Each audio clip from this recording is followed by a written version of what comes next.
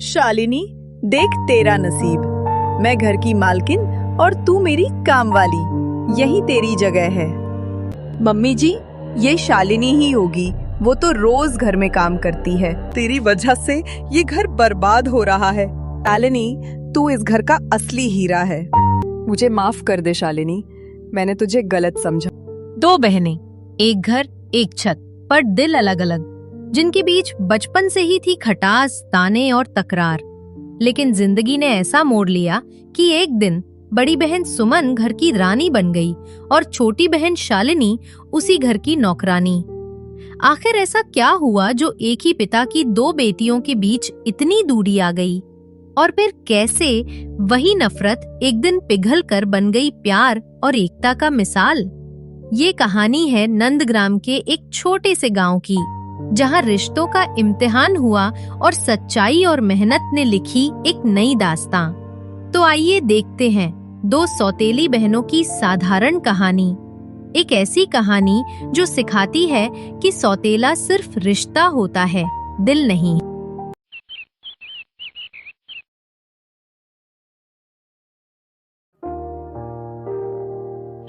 नंदग्राम शिवपुर के एक छोटे से गांव में, जहां पहाड़ों के साए तले खेतों की हरियाली और नदी का संगीत गूंजता था, सुमन और शालिनी नाम की दो सौतेली बहनें रहती थीं। सुमन बड़ी बहन, गोरी, सुंदर और चेहरे पर एक मुस्कान जो गांव वालों को पसंद थी, अपने बाप रामदीन की पहली पत्नी सावित्री की बेटी थी। शालिनी छोटी बहन, सांवली, शांत लेकिन दिल से प्यारी और मेहनती दूसरी पत्नी लीला की बेटी थी। रामदीन एक किसान थे जो अपने छोटे से खेत में गेहूं और चावल उगते थे। लेकिन उनकी मौत के बाद सावित्री ने शालिनी को हमेशा अलग सा व्यवहार दिया। सुमन भी अपनी मां के असर में शालिनी को छोटा समझती थी। एक दिन घर के छोटे से आंगन में, जहां एक पुराना पीपल का पेड़ धीमे से हवा में झूल रहा था, सावित्री ने सुमन से कहा, सुमन मेरी बेटी, तू तो हमारे घर का गौरव है, तुझे कोई अच्छा घर वाला मिलेगा। शालिनी जो पस में झाड़ू लगा रही थी, छुपके से ये सुन रही थी, लेकिन उसने कुछ नहीं कहा, बस अपने काम में लगी रही।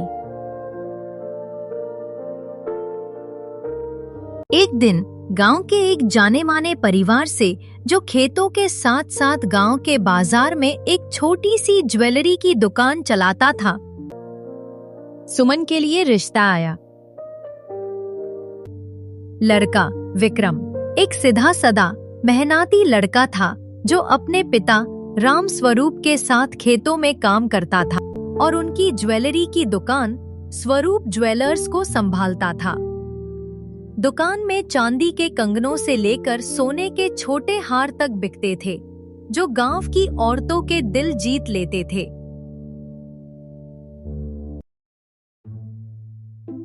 राम स्वरूप और उनकी पत्नी गायत्री एक सदी सी साड़ी में सुमन को देखने आए।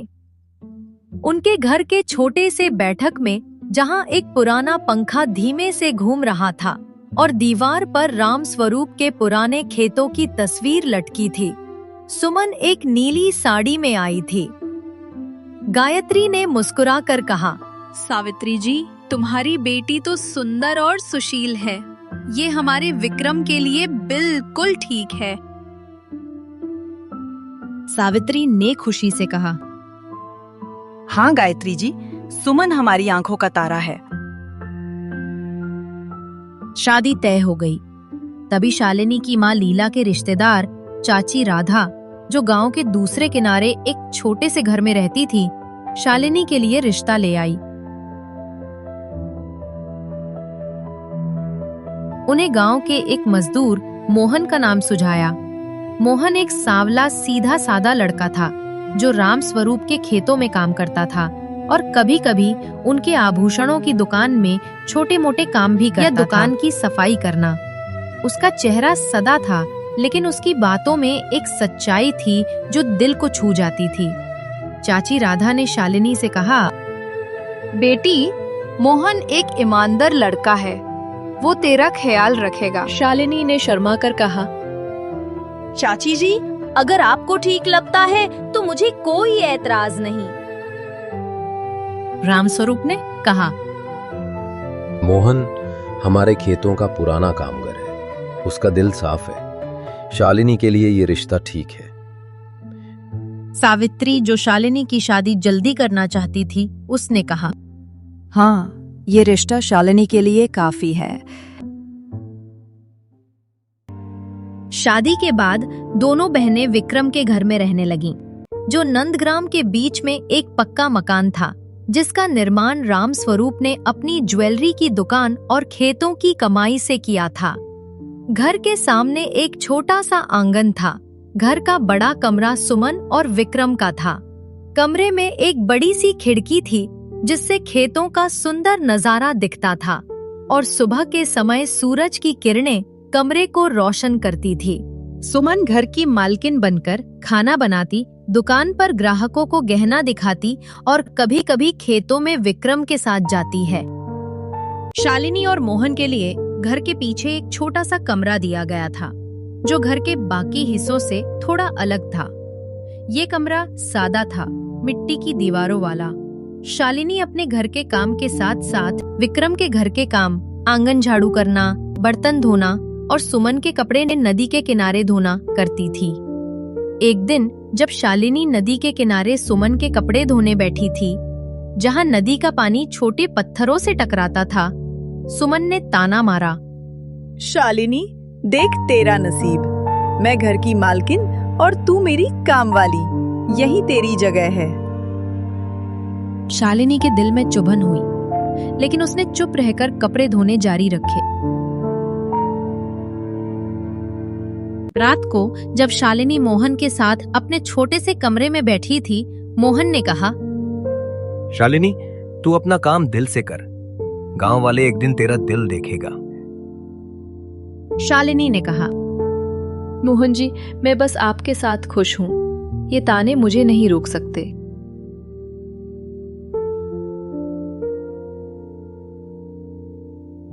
एक रात जब गांव में सब सो रहे थे और नदी का संगीत धीमे से गूंज रहा था, विक्रम के घर में चोरी हो गई। रामस्वरूप का पुरानी चांदी का हार, जो उनकी माँ का था और स्वरूप ज्वेलर्स के लिए एक शुभ प्रतीक माना जाता था, गायब हो गया।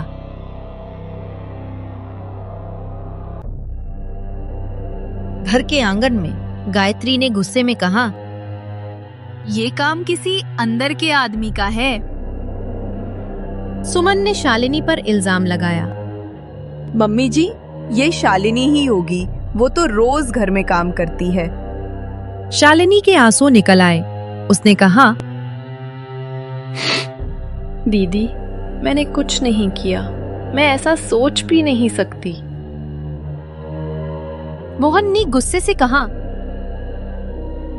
सुमन जी, मेरी शालिनी पर इल्जाम मत लगाओ। वो चोरी नहीं कर सकती। विक्रम ने कहा। रुको, बिना सबूत के किसी पर इल्जाम नहीं लगाना चाहिए। लेकिन सुमन ने कहा। विक्रम, तुम इससे क्यों बचा रहे हो? सब जानते हैं ये हार उसने चुराया।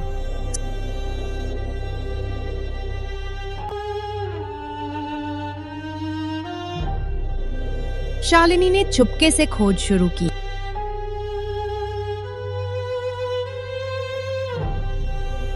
शालिनी ने गांव के किसान चाचा रामू से बात की, जो अक्सर एक बरगद के पेड़ के नीचे बैठे रहते थे। चाचा ने कहा। बिटिया, मैंने विक्रम के दोस्त समीर को उस रात घर के पास देखा था। वो कुछ छुपा रहा था। शालिनी ने मोहन से कहा। मोहन जी, हमें समीर का पीछा करना होगा।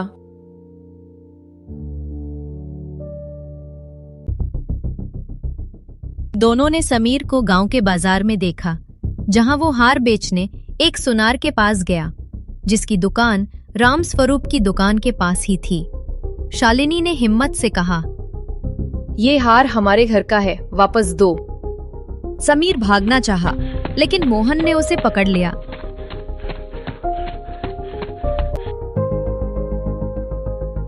घर के आंगन में जब हार वापस लाया गया, तब रामस्वरूप ने शालिनी से कहा, बेटी, तूने हमारी इज्जत बचा ली। गायत्री ने कहा, शालिनी, तेरा दिल सचमुच साफ है। सुमन ने शर्मा कर कहा, मुझे माफ कर दे शालिनी, मैंने तुझे गलत समझा। शालिनी ने कहा, दीदी मैं तुमसे कोई शिकवा नहीं रखती।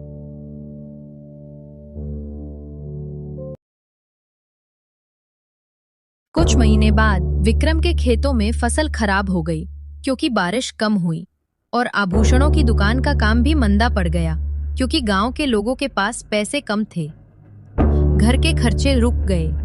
सुमन परेशान हो गई और एक दिन जब शालिनी आंगन में झाड़ू लगा रही थी, उस पर चिल्लाई, तेरी वजह से ये घर बर्बाद हो रहा है। शालिनी चुप रही, लेकिन उसने मोहन से कहा, मोहन जी, ये घर मेरा भी है, हम इससे टूटने नहीं देंगे। शालिनी ने अपनी छोटी सी बचत जो उसने खेतों में काम करके और दुकान में छोटे काम करके जमा की थी, परिवार को दी। उसने कहा, ये थोड़ी सी रकम है, पर शायद काम आए।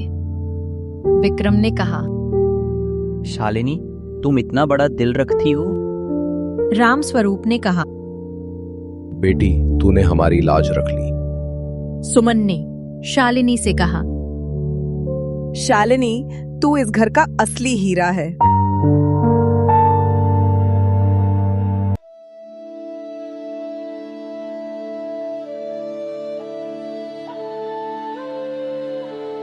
शालिनी ने सुमन के साथ मिलकर एक छोटा सा सिलाई का काम शुरू किया। शालिनी के हाथों से बनी चुनारियां, जिसमें उसकी मां लीला के सिखाए हुए नक्श थे, गांव में मशहूर हुई। एक दिन गांव के बाजार का एक व्यापारी सेठ गोविंद आया और कहा,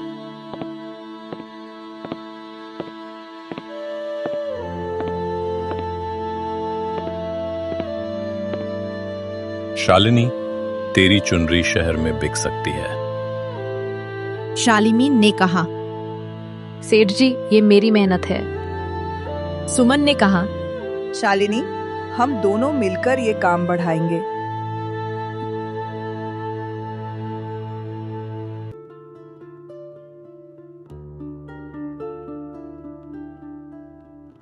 सेठ गोविंद ने बताया कि चोरी के पीछे समीर के साथ सुमन का पुराना दोस्त रोहन था, जो गांव के बाजार में एक छोटी सी दुकान चलाता था।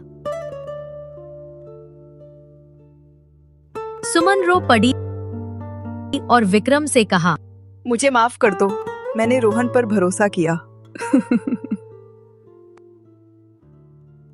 विक्रम ने कहा, सुमन, अब हम नई शुरुआत करेंगे। शालिनी ने कहा, दीदी, हम बहनें हमेशा साथ रहेंगी।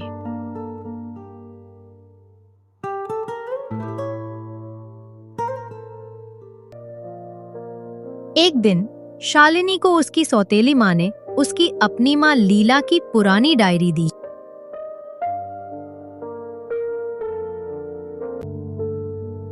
जिसमें लिखा था, शालिनी, तेरा दिल सोना है, मेहनत से दुनिया जीतना। शालिनी ने सुमन से कहा, दीदी, मेरी माँ ने मुझे ये सिखाया। सुमन ने कहा, शालिनी, तू उसकी असली बेटी है। कुछ दिन बाद जब शालिनी और सुमन की सिलाई का काम गांव में और शहर तक मशहूर होने लगा, एक नया रहस्य खुला। कुछ दिन बाद जब शालिनी और सुमन की सिलाई का काम गांव में और शहर तक मशहूर होने लगा, एक नया रहस्य खुला। शालिनी को चाची राधा से पता चला कि उसकी माँ लीला ने अपना जीवन के आखिरी दिनों में एक छोटा सा खेत अपने नाम से खरीदा था, जिसका जिक्र उन्हें अपनी डायरी में किया था, लेकिन किसी को बताया नहीं था, क्योंकि वो चाहती थी कि ये खेत शालिनी के लिए एक तोहफा हो। डायरी के आखिरी पन्ने में एक पुराना कागज मिला जो खेत का नक्शा था। शालिनी ने इस बात को बैठक में रामस्वरूप के सामने रखा। पापा जी, मेरी माँ ने ये खेत मेरे लिए छोड़ा था। क्या हम इस परिवार के लिए इस्तेमाल कर सकते हैं? रामस्वरूप ने कहा, बेटी, खेत तेरा है, लेकिन अगर तू चाहती है तो हम इसमें फूलों और सब्जियों की खेती शुरू कर सकते हैं, जिससे परिवार और गांव दोनों का भला हो। सुमन जो पास में थी उसने कहा, शालिनी, तूने मेरी आंखें खोल दी। ये खेत हमें नई उम्मीद देगा। शालिनी ने मुस्कुरा कर कहा, दीदी, ये मेरी माँ का आशीर्वाद है। हम इस खेत को साथ में संभालेंगे।